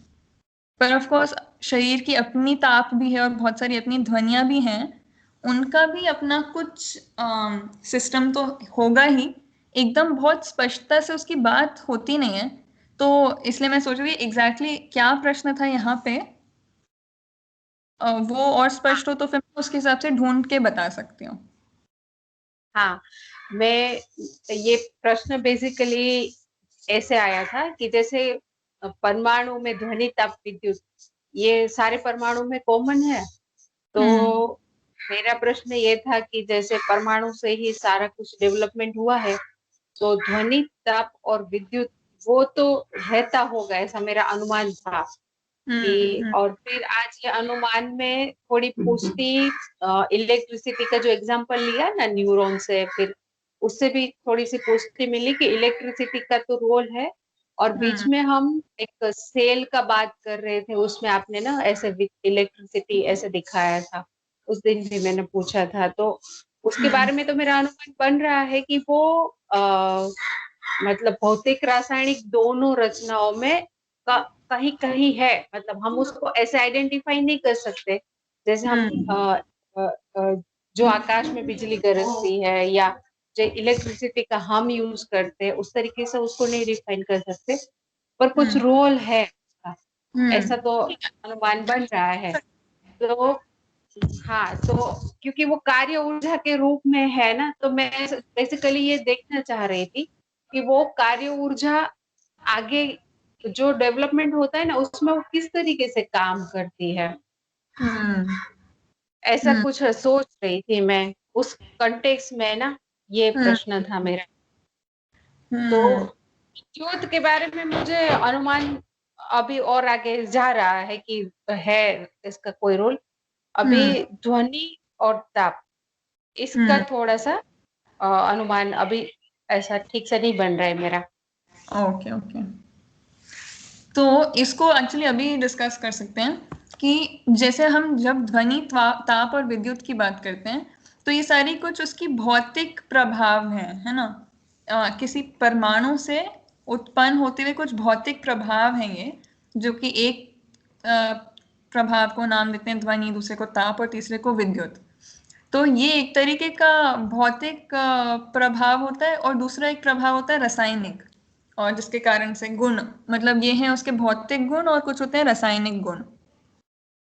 तो ये हमने इसमें देखा कि शरीर में अधिकतम जहाँ पे हम देखेंगे किस माध्यम से काम हो रहा है, किन गुणों के बीच का इंटरेक्शन के माध्यम से चीजें आगे बढ़ रही हैं या नियंत्रित हो रही हैं, तो उसमें अधिकतम जो है वो तो रासायनिक गुणों के माध्यम से ही हो रही हैं, क्योंकि भौतिक जो गुण हैं उनका रोल बहुत मेजरली नहीं है, एक्सेप्ट ऑफ कोर्स विद्युत वाले एग्जाम्पल में।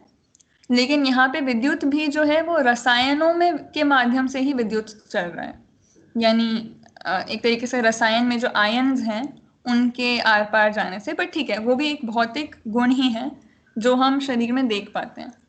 बाकी क्योंकि कोई भी कार्य ऊर्जा, कोई भी परमाणु या अणु कुछ भी काम करेगा तो हमेशा सारे प्रकार की कार्य ऊर्जा दे ही रहा होता है, तो ध्वनि और ताप तो पैदा हो ही रही है शरीर में, लेकिन उसका बहुत ज्यादा रोल है किसी चीज को नियंत्रित करने में, ऐसा नहीं है। ये जो ताप और ध्वनि पैदा होती है उसको नियंत्रित करने के लिए और बहुत सारी चीजें काम कर रही होती हैं, यानी क्योंकि कुछ भी कार्य होगा, कुछ भी रिएक्शन होगा, फॉर एग्जाम्पल है ना, एनर्जी लेके किसी चीज ने काम किया, तो जो एनर्जी है वो बहुत सारी ताप के रूप में भी निकलती है, ध्वनि के रूप में भी निकलती है। तो जितनी सेल यूज कर पाता है उतनी तो यूज कर लेता है, लेकिन बहुत सारी रिलीज भी होती है। तो हमारे शरीर इसलिए एक तरीके से इतनी सारी जो चीजें उसमें चल रही होती हैं, कुछ गर्म भी रहता है और कुछ तापमान को उसे मेंटेन भी करना होता है, क्योंकि बहुत सारे केमिकल रिएक्शंस होते हैं जो कि कुछ निश्चित तापमान में ही हो पाते हैं। तो यहाँ पे तापमान का रोल जरूर आ जाता है। जैसे हमारा शरीर का तापमान बहुत ज्यादा बढ़ जाता है तो बहुत सारे केमिकल रिएक्शन उसके अंदर नहीं हो पाते ठीक से, या फिर कुछ ज्यादा ही हो जाते हैं। तो ऐसा जैसे मशीन गर्म हो जाती है ज्यादा तो उसका काम करना खराब हो जाता है, तो उसी तरीके से हमारा शरीर भी ज्यादा गर्म हो जाता है तो काम करने में प्रॉब्लम आ जाती है। तो फिर शरीर के बहुत सारे प्रोसेसेस उस तापमान को वापस रेगुलेट करने पे भी काम करते हैं, जैसे हमारे को पसीना आता है फिर। या फिर हमें प्यास लगती है, मतलब बहुत सारी चीजें होती हैं हमारे शरीर में जो कि फिर उस तापमान को मेंटेन करने में हेल्प करती है, क्योंकि एक निश्चित अनुकूल तापमान की जरूरत है। फिर ध्वनियों का तो मैंने कहीं पे भी बहुत ज्यादा कभी देखा नहीं है और सुना भी नहीं है। आई एम श्योर उसका कुछ ना कुछ कहीं ना कहीं तो रोल होता होगा, ध्वनियों का भी। लेकिन अधिकतर बस ध्वनियां होती हैं शरीर में, इतना इतना समझ में आता है। जैसे हमारे दिल का धड़कना, पेट का, मतलब जितने भी प्रोसेसेस चल रहे हैं उसकी ध्वनि से हमारे को शरीर की क्या फंक्शनिंग है, कैसी फंक्शनिंग है, उसका पता चलते रहता है ना। ध्वनि हम्म नियंत्रित हम्म रूप से हमें पता है कि अच्छा ये काम सब ठीक से चल रहा है, लेकिन उस ध्वनि के माध्यम से कुछ हो पा रहा है ऐसा मैंने कहीं कभी हम्म। देखा नहीं एग्जाम्पल।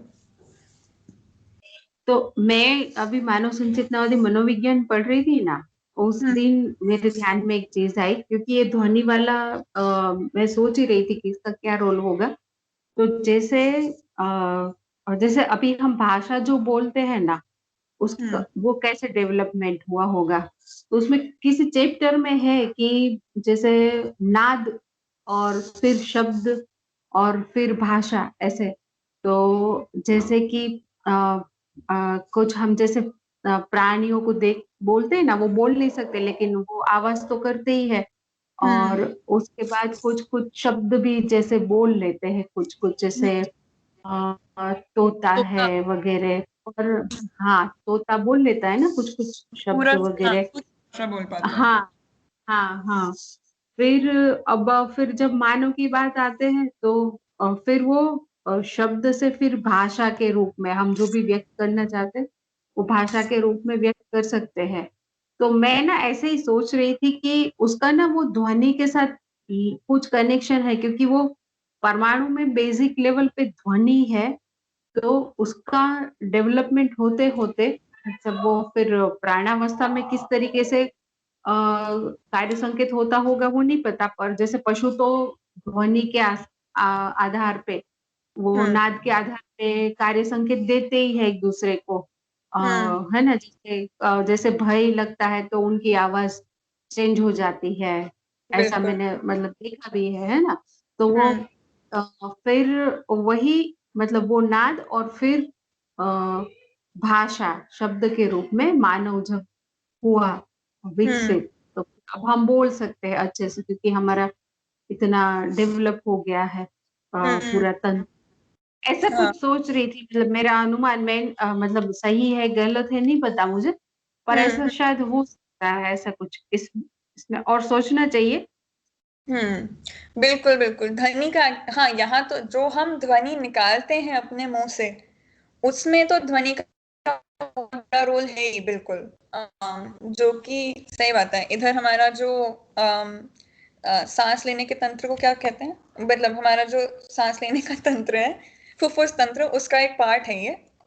गले से नीचे एक डब्बा होता है, वॉइस बॉक्स करके नाम होता है उसका।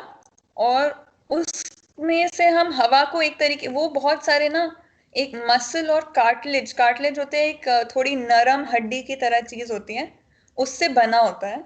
और जैसे कि हम अलग अलग म्यूजिकल इंस्ट्रूमेंट्स को बजाते हैं ना, वो उसे वाइब्रेट करके बजाते हैं। जैसे तबले को ऐसे हमने धम करा तो वो वाइब्रेट करता है, इसलिए एक तरीके से बजता है। थोड़ी अलग तरीके से उसे ठोके तो थोड़ी अलग आवाज निकालता है। वैसे गिटार को अलग अलग पॉइंट पे वाइब्रेट करेंगे तार को तो अलग अलग आवाज निकालता है। तो वैसा ही तरीके का एक इंस्ट्रूमेंट है हमारे गले में, जो मसल और कार्टिलेज से बना हुआ है, एक नरम हड्डी की तरह। और उस पे हम हवा को अलग अलग प्रकार से जब फेंकते हैं तो ये हमारी अलग अलग तरह की आवाजें निकल के आ पाती हैं।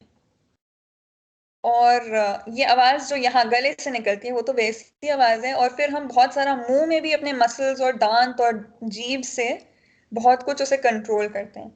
तो सही बात है, हमारे जो साउंड प्रोड्यूस जो हम करते हैं भाषा में, वो तो सारा का सारा इसमें यही ध्वनि का ही खेल है। काफी भौतिक तरीके से ही चल रहा है, इसमें रसायन का बहुत ज्यादा रोल नहीं है, एक भौतिक प्रक्रिया ही है। हवा कैसे, कौन से एंगल पे, किस तरीके से हम किस मसल को कितना एक्सपैंड करके उस पे एक तरीके से दबाव डालते हैं, उससे हमारी अलग अलग प्रकार की आवाजें निकलती हैं। और जो हम जो आवाज निकाल पाते हैं और जानवर जो नहीं निकाल पाते, एक्चुअली हाल ही में मेरे को भी पता चला, मैंने अभी रिसेंटली एक वीडियो देखी थी। वो एक्चुअली एक रेशियो है, कुछ यहाँ से मुंह का इस ये जो सीधी लेटी हुई लाइन है, इधर से इधर कितना डिस्टेंस है, इसके रेशियो पे डिपेंड करता है कि हम किस किस तरह की आवाजें निकाल सकते हैं। ऑल्सो ऑफ कोर्स जो हमारा वॉइस बॉक्स है, उसके शेप और कितना कार्टिलेज है, कितना मोटा है, किस मटेरियल से बना है, उस सब के भी डिफरेंस पे डिपेंड करता है। फिर हमारी जीभ कितनी लचीली है, और मतलब वो सारी चीजें भी, बहुत सारी फिजिकल स्ट्रक्चर की बातें हैं जिससे कि हम क्या क्या आवाज निकाल पाते हैं वो डिपेंड करता है। हम्म। ये काफी, हाँ, ये भी एक एरिया जहाँ पे हमारा पूरा इंटरेस्टिंग है। हाँ हाँ। कंट्रोल हो रहा है। एक इंटरेस्टिंग चीज इससे भी ये ध्यान में आ रही थी, कि हमारा जो ब्रेन है ना, उसमें ध्वनि को लेके और भाषा को लेके दो अलग सेंटर हैं। एक है ध्वनि ध्वनि को रिसीव करने के, और दूसरा है उसको उसके अर्थ को समझने का। ये दो अलग है। अच्छा। हाँ, रिसीव और प्रोड्यूस करने वाला, साउंड को रिसीव और प्रोड्यूस करने वाला सेंटर अलग है, और उसके अर्थ को पकड़ने वाला सेंटर अलग है। तो कई लोगों को जब बोलने में दिक्कत आती है किसी अलग अलग प्रकार की मेधस की प्रॉब्लम के कारण, कुछ लोग होते हैं जो आवाज निकाल देंगे, शब्द भी बोल पाएंगे, लेकिन उन्हें कुछ समझ में नहीं आ रहा। एक्चुअली वो ऐसा नहीं कर पाते क्योंकि उन्हें समझ में ही नहीं आता, तो वो जब सुन रहे होते हैं तो उन्हें समझ में नहीं आ रहा। तो जब अगर समझ में ही नहीं आया सुनते हुए बचपन से, तो वो निकालना क्या है उसे भी पूरी तरीके से नहीं समझ पाते। तो ये एक प्रॉब्लम आती है। दूसरी प्रॉब्लम आती है कि वो सुन के समझ लेते हैं लेकिन बोल नहीं पाएंगे, क्योंकि वो प्रोड्यूस करने वाले अच्छा। एरिया डैमेज्ड है। अच्छा। अच्छा। तो भाषा में एक होता है ध्वनि, बस ध्वनि क्या है वो, और दूसरा है ध्वनि के माध्यम से क्या संकेत है, क्या सिंबल है जो इंगित हो रहा है, वो दो अलग अलग रीजन है। अच्छा। तो मुझे ये ना भी, अभी एक ख्याल आ रहा है। हाँ। हम्म, हाँ, कि ये जो ब्रेन का डेवलपमेंट है ना, मतलब ब्रेन किस तरीके से काम करता है, उसमें जो काफी शोध किया है साइंटिस्ट ने, इवन डॉक्टर्स ने, सबने, उसको भी ना एक बार समझना चाहिए, ऐसा मुझे अभी लग रहा है। बिल्कुल बिल्कुल। कितना बड़ा काम किया है, काफी बहुत गहराई तक। और हम्म। ये हमारे जीने से भी कनेक्टेड ही है, तो हाँ। हाँ। समझने में तो अच्छा ही हम्म। लगता है। हम्म। बिल्कुल। और तो हाँ ध्वनि, फिर हाँ ध्वनि की बात फिर इधर हो गई। और हाँ, ताप ध्वनि विद्युत, और कुछ था क्या ताप ध्वनि विद्युत में? नहीं, यही था, क्योंकि मैं ना ऐसा सोच रही थी इसका पर्पस क्या, क्यों, मतलब ध्वनि ताप विद्युत का अल्टीमेट पर्पस क्या होगा। मतलब हम्म जैसे जैसे ध्वनि ध्वनि को अल्टीमेट डेवलपमेंट होना है भाषा में, और वो भी मानव में भाषा में इसलिए डेवलप होना है क्योंकि सत्य को मानव को जानना है, मतलब हम बोलते हैं ना सत्य भास जाए, वो भाषा। तो हम्म एक्चुअली मानव में जागृति वो भाषा के माध्यम से ही हो सकती है ना, मतलब समझने समझाने से। तो हम्म अल्टीमेट पर्पस परमाणु से जो ध्वनि, परमाणु में जो ध्वनि है, वो अल्टीमेट शायद वो भाषा के रूप में डेवलप होना है, ऐसा कुछ, मतलब मैं हम्म तो ऐसे सोच रही थी। और हम्म ताप ताप का भी ऐसे कि एक, जैसे आपने अभी बोला कि एक निश्चित तापमान तो चाहिए, वो सही है, जैसे हमको बुखार आ जाता है तो हमको दवाई लेके फिर से हम निश्चित वो करते हैं उसमें हम्म रखने की। तो हम्म ताप का भी रोल है ही। और विद्युत का तो जैसे अभी समझ में आया कि वो जो इलेक्ट्रिक जो संकेत पास ऑन होना है, मतलब जीवन जो देगा, हम्म अल्टीमेटली जो ब्रेन में आया है, उसके लिए वो हो सकता है वो वही एक माध्यम हो सकता है शायद। और उसमें ना उसका जैसे वो जो फ्रीक्वेंसी है, ध्वनि की अलग है, ताप की अलग है, विद्युत की अलग है। मुझे लगता है शायद वो फ्रीक्वेंसी का भी कोई रोल होगा, इसीलिए वहां पे इलेक्ट्रिसिटी इतना महत्वपूर्ण होगा शायद, ऐसा कुछ। मतलब एक्चुअली मेरे को ध्यान आ रहा है कि ताप, जब हम ताप की बात करते हैं तो प्रकाश भी एक तरीके से ताप से कनेक्टेड काफी चीज है।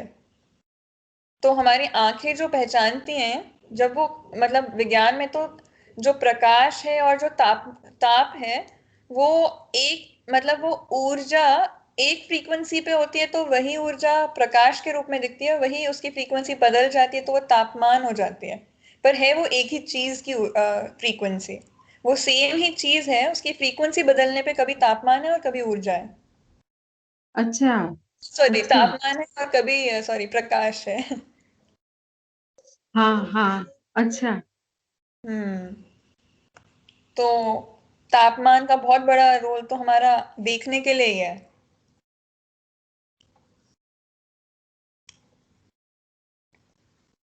जो कुछ भी हम देखते हैं। हाँ अब हाँ। मैं अच्छा। जब देखती, कहीं आईज का सिस्टम अगर होता तो, एक जो बहुत बड़ी चीज हमने नहीं करी एक्चुअली, वो पूरी प्राण सूत्र वाली बात है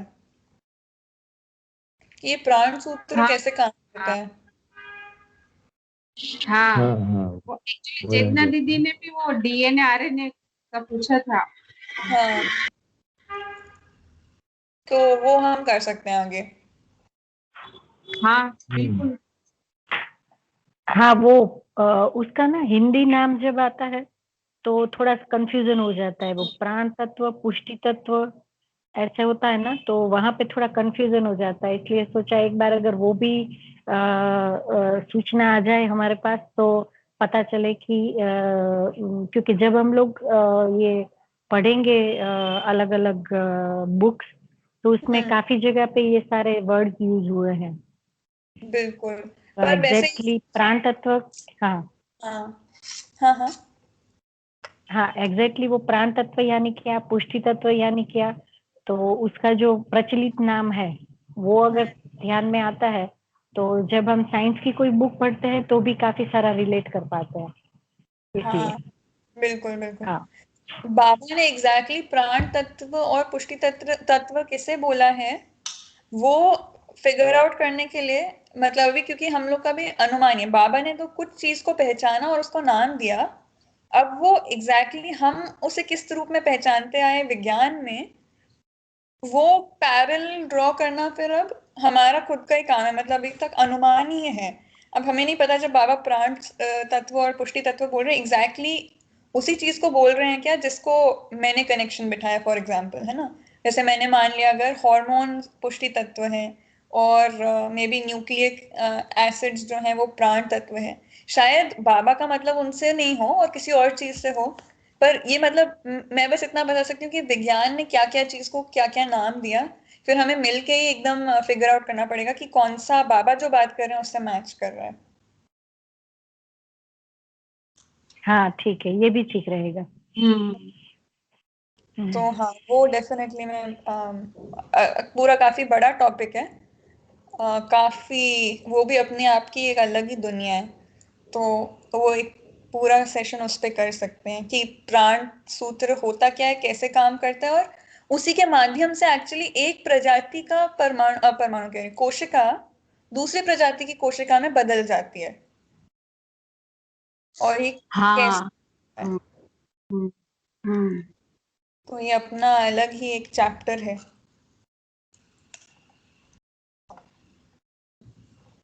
उसे करेंगे फिर अगली बार, आई थिंक वो मेन अपना बना देते हैं अगली बार का टॉपिक, हाँ हाँ हाँ। है ना, इसी पे। हम्म। हम्म। बढ़िया हो जाएगा ये। उसका थोड़ा सा तो हम टच कर ही चुके हैं, मतलब वो किस चीज से बना रहता है और कैसा दिखता है, थोड़ा सा तो हमने करा ही है। अरे एक बात मैं बताना भूल गई कि जो हार्मोन होते हैं ना, जो हार्मोन जो रासायनिक को नियंत्रण में हेल्प करते हैं, वो हार्मोन भी ऐसे प्रोटीन्स ही होते हैं, जो कि हमने मॉडल देखा था तो वो दिख भी थोड़ा बहुत ऐसे ही रहा था ना। हाँ। वो हार्मोन भी प्रोटीन से ही बने होते हैं। अच्छा। ओके। फिर प्राण तत्व का हमें प्राण सूत्र तो पक्का पता है, वो डीएनए की बात करते हैं बाबा। प्राण सूत्र जो है उसका हमने थोड़ा सा देखा था कि 4 प्रकार के उसके घटक रहते हैं और वो अलग अलग पैटर्न में जुड़ के एक लंबी सी श्रृंखला बनाते हैं, जिसे हम कहते हैं हमारा प्राण सूत्र। इसको अच्छे से हम अगली बार समझते हैं फिर। बढ़िया। हाँ, हम्म, ये बढ़िया है। ठीक है। और कोई टॉपिक जो बच रहा हो? एक ना, एक जो आपने वो बोला था ना, हार्मोनल केमिकल, जो हमने कोऑर्डिनेशन पढ़ा था, हम्म उसमें इलेक्ट्रिसिटी से कैसे नियंत्रण होता है, इस पे कुछ बताए थे वो। उस पे थोड़ी और क्लैरिटी चाहिए थी। हम्म ठीक है। इतना तो हमने देखा कि इलेक्ट्रिसिटी पास ऑन हो रही है। पूरा जो हमारा जो मेधस तंत्र है, वो जितना कुछ सिग्नल पास करता है, इंस्ट्रक्शन देता है, सब इलेक्ट्रिसिटी से ही दे रहा हम्म। है ना। इतना हमने देखा। अब वो क्या सिग्नल देता है ना। तो हाँ, हमने वो बहुत डिटेल में नहीं देखा जैसे कि इस वीडियो में था केमिकल्स का, हमने वैसा ऐसे वीडियो में नहीं देखा।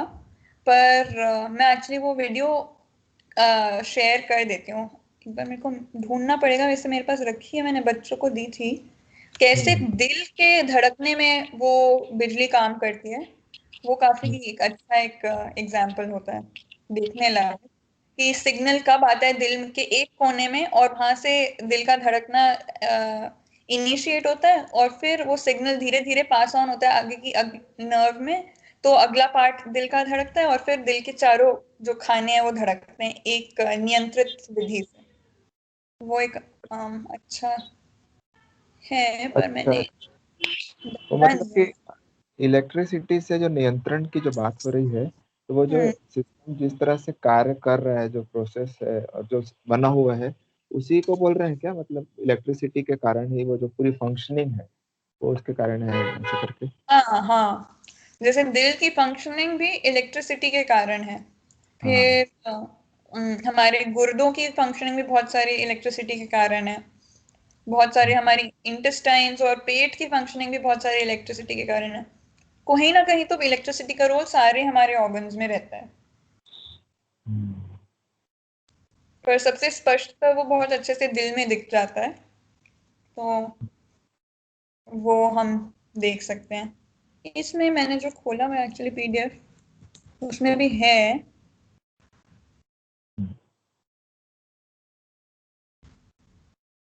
अम, खैर, मतलब मैं एक्चुअली वीडियो ही भेज दूंगी, उसमें देखना ज्यादा आसान रहेगा।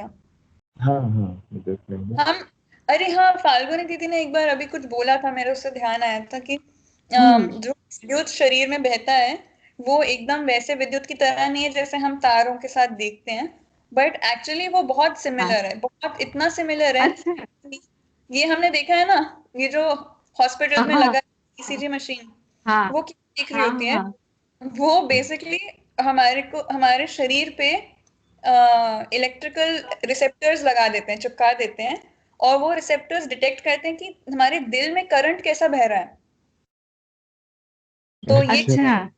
हाँ, दिल में जो करंट जो दिल के चलने को रेगुलेट करता है ना, ये हम्म। उस करंट का नाप है। अच्छा अच्छा। ये तो हम सब ने देखा होगा अच्छा। हॉस्पिटल में, मूवी हाँ में, हाँ एकदम हाँ। वैसी हाँ। चीजों से वो डिटेक्ट हो जाता है एकदम। करंट तो डिटेक्ट तो हो ही जाता है अच्छा। एकदम। और हाँ कभी हाँ। कभी देखते हैं ना हम मूवी में कि कोई एकदम मरने लग रहा है तो उनके दिल को एकदम फिर से रीस्टार्ट करने के लिए एक इलेक्ट्रिक शॉक देते हैं। हाँ हाँ। वो इसलिए देते हैं क्योंकि बेसिकली कहीं ना कहीं से वो दिल को, ब्रेन से सिग्नल नहीं आ रहा है इलेक्ट्रिकल, तो हम बाहर से दे देते हैं कि कम एकदम से किक स्टार्ट हो जाए। ऐसे किक करके हम स्टार्ट करते हैं ना मशीन को कभी कभी, हाँ हाँ उसी हाँ। हाँ। अच्छा, अच्छा। ये। तो हम्म। एकदम जब पहुंचता है उसका सिग्नल तो हाई होता है। पहले इस तरफ राइट एट्रियम में पहुंचता है, फिर उधर से जाते जाते राइट वेंट्रिकल में सिग्नल पहुंचता है, उसका एक एक पॉइंट क्या क्या चीज कौन से पार्ट में पहुंचा है वो एकदम फिक्स्ड रहता है। और एक हेल्दी हार्ट का जो करंट होता है उसका डिजाइन एकदम ऐसा होता है, यहाँ से लेके यहाँ तक, और फिर वो रिपीट होना चाहिए। वो उससे दिखता है, अगर ये थोड़ा मोटा हो गया या थोड़ा ज्यादा लंबा हो गया, छोटा हो गया, या इनके बीच की दूरी बार बार बढ़ रही है घट रही है, तो हमें पता चल रहा है अरे कुछ सिग्नल में प्रॉब्लम आ रही है, तो कहीं इनका इलेक्ट्रिकल जो वायरिंग है ना कहीं फॉल्टी है, तो उसे फिर ठीक करने की कोशिश करेंगे। अच्छा। तो अच्छा। इसमें जो कमी आती है इनके हार्ट बीट में, जो हमारा जो शो करता है, उसका भी कारण जो है वो हमारे हार्मोन्स होते हैं क्या? उसका जो कारण होता है वो बहुत सारे कारण है। हमारे दिल के अच्छे से धड़कने के लिए हार्मोन चाहिए होता है, इलेक्ट्रिसिटी चाहिए होती है, ग्लूकोज चाहिए होता है, इतना सारा। वो नॉन स्टॉप काम कर रहे हैं ना, जब से पैदा हुए हैं जब तक मर रहे हैं, नॉन स्टॉप काम कर रहे हैं। बहुत चीजों का रोल रहता है उसमें। तो एग्जैक्टली क्या प्रॉब्लम है, कहाँ प्रॉब्लम है, उसको पता लगाने के लिए इतने सारे सेंसर्स लगे होते हैं। एक चीज उधर के उसको चेक कर रहा होता है, क्या कहते हैं, इलेक्ट्रिकल सिग्नल को चेक कर रहा होता है। दूसरी चीज कितना, जैसे खून में कितने सॉल्ट्स हैं उसको चेक करेगा, ऑक्सीजन लेवल को चेक करेगा। ये सब अलग अलग चीजें, अलग अलग चीजों को टेस्ट करने के लिए हम मशीन लगा देते हैं, ताकि पता चल सके अरे ये हमें फाइनली तो ये दिख रहा है कि धड़क नहीं रहा ठीक से, लेकिन किस कारण से नहीं धड़क रहा। यानी कहीं उसके पास जो खून के मसल्स को ब्लड सप्लाई करती है वेसल, कहीं वो तो नहीं ब्लॉक हो गई है, तो फिर वो हार्ट मसल तक ऑक्सीजन ही नहीं पहुंच रहा, तो फिर वो एनर्जी नहीं प्रोड्यूस कर पाएगा, या ग्लूकोज ही नहीं पहुंच रहा, हम्म फिर वो एनर्जी नहीं प्रोड्यूस कर पा रहा जिससे कि वो धड़कने के लिए उसमें हिम्मत हो पाए। हम्म ऐसा होता है तो फिर हम वो, अगर कोई आर्टरी ब्लॉक हुई भी होती है, फिर उस आर्टरी को खोलते हैं, फिर से मसल्स में वापस न्यूट्रिएंट्स पहुंच पाते हैं, फिर वो धड़क पाता है। हम्म कई बार होता है अरे यहाँ पे तो छेद ही हो गया है, तो खून मिक्स हो रहा है, तो फिर उसे ठीक करना। हम्म। एकदम से नहीं पता चलता, उसका बहुत सारा अनुमान लगाने के लिए ये मशीन्स की हेल्प लेते हैं। अच्छा। क्योंकि सब हॉर्मोन्स, खाना जो हम खा रहे हैं, इलेक्ट्रिकल सिग्नल, सब इसको नियंत्रित करने में काम कर रहे हैं।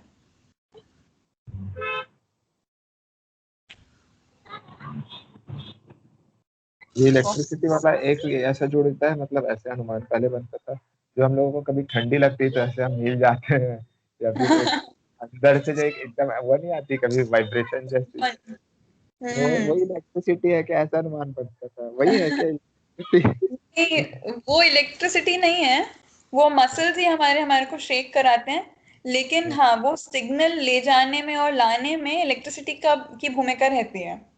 पर वो जो हम हिल रहे हैं वो बिजली का झटका नहीं है, वो मसल्स ही हिल रहे हैं। हम्म, ऐसा नहीं है जैसे कि हम अपना उंगली सॉकेट में डाल दें, तो उस तरीके का नहीं है बिजली का भूमिका हाँ इधर। हाँ हाँ, वो वाला। बस हाँ। उसको चलाने के लिए। हम्म, ठीक है, तो अगली बार के लिए हमारे पास मुद्दे हैं, काफी इंटरेस्टिंग रहेगा, हम्म। हाँ। उसको तो हमारी करते हैं। नेक्स्ट क्लास कब होगी हमारी? हाँ, इस फ्राइडे को आप रहेंगे क्या, चेतना दीदी, फाल्गुनी दीदी? कि इसी हम्म, फ्राइडे को डेट है, मेरे को एग्जैक्टली डेज और डेट का नहीं है। हाँ। अ, हम लोग निकलेंगे संडे को, ओ, तो हाँ, तो मतलब सैटरडे से मैं बंद करूंगी जो भी होगा ना क्लास वगैरह, क्योंकि थोड़ा सा घर में भी काम रहेगा और प्रिपरेशन करनी होगी, तो हाँ। मैंने ऐसा सोचा फ्राइडे शाम तक मैं कर पाऊंगी। हम्म। ठीक है, ठीक है, तो फ्राइडे फ्राइडे। को फिर कर सकते हैं अगली हाँ, क्लास। दीदी जी फ्राइडे। लोगों को अच्छे से अनुकूलता चेतना है कि नहीं? दीदी। क्योंकि हाँ, आप लोगों को चेतना भी दीदी को। तैयारी करनी रहेगी। हाँ अरे हम नहीं कर सकते फ्राइडे को वैसे भी। हाँ वो हाँ। वेबिनार भी है, क्या है क्या है? वो जो युवा गोष्ठी है ना। हाँ हाँ, 5-6 को है ना? पाँच हाँ। छः हाँ, ऐसा कुछ, हाँ हाँ हाँ। कौन सा तो मेरे को पता नहीं चल पा रहा है, कौन सा वाला है? एक यूथ कैंप 5 में जो हाँ, यूथ कैंप नहीं, बट हमारा जो वो युवा ग्रुप है ना, उसमें एक हाँ, वेबिनार ऑर्गेनाइज हुआ है हम्म। अभी अभी। उसका बस शाम को ही शायद उसका पोस्टर डिस्ट्रीब्यूट हुआ है। हम्म, तो अच्छा, उसमें फ्राइडे को मेरे को भी बोलना है, तो फ्राइडे को तो बिल्कुल नहीं हो पाएगा। हम्म, थर्सडे को अगर सब के लिए अगर अनुकूल है तो थर्सडे को मिल सकते हैं। अच्छा। तो दीदी जी लोग से पूछ लेते हैं, क्योंकि हम्म दीदी लोग की तैयारी रहे कि इधर एक महीने के लिए आएंगे, तो दीदी जी आप लोगों हम्म को क्या लगता है? हम्म हाँ, थर्सडे मुझे तो इश्यू नहीं है, मैं तो आ सकती हूँ। जी। हाँ जैसा थर्सडे मेरे को, को हाँ कहते हैं, थर्सडे हाँ। मुझे भी रहेंगे। मैं 5 सवा 5 बजे तक कंटिन्यू कर पाऊंगी, क्योंकि 5:30 बजे से हमारी परिवार गोष्ठी होती है। तो जी। ओके, लगभग, हाँ, तो 4 से अगर हम शुरू करते हैं तो लगभग 5 सवा 5 तक मैं जुड़ पाऊंगी। ठीक है, बढ़िया। लगभग उस टाइम तक हो जाना चाहिए हमारा कंप्लीट। तो हम्म। थर्सडे को हो सकता है। ठीक है, ठीक है, थर्सडे को मिलते हैं फिर। जी। हाँ ठीक है, थर्सडे ठीक देते है, हैं। थर्सडे को मिलते हैं। थैंक यू जी, सभी को। नमस्ते। नमस्ते। नमस्ते, थैंक नमस्ते। यू, नमस्ते। वेलकम। नमस्ते।